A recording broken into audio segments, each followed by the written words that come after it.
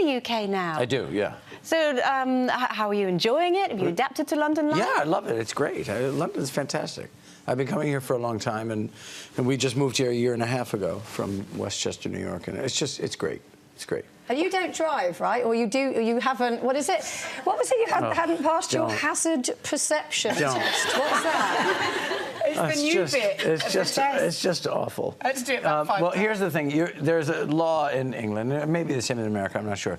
But you come here and you can drive for a year without taking a test, without anything, right? If you have a driver's license, you can do it. So I did, and then somebody said to me, you know, up to a year, then you have to go take the proper test. And I was like, well, what are you talking about? I've been driving for 40 years.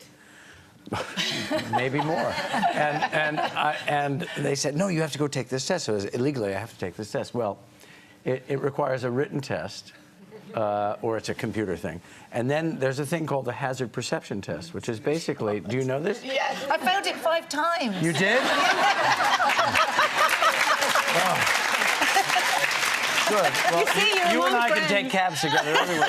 Because I failed it twice. And when I went in, the fellows who were working there, they said, you've been here before? I said, yeah.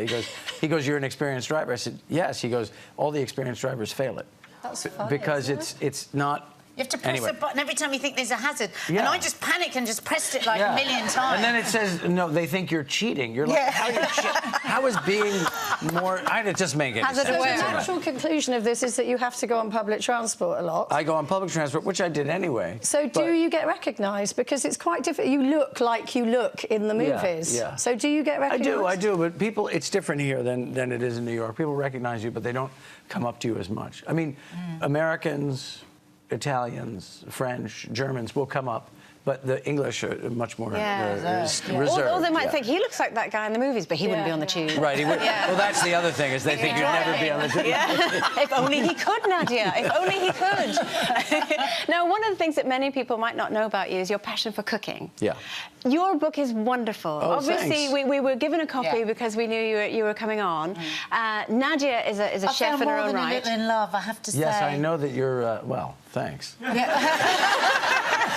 Mostly because, I mean, I just loved the story about your date with your missus. With Felicity, yeah. And the fact that you were full and she still wanted cheese and you loved her more for that. You would have loved me a lot on a date. Because when I took my husband out for a date, I ordered 32 dishes. We went for a meze and I was still eating at the end. You're kidding?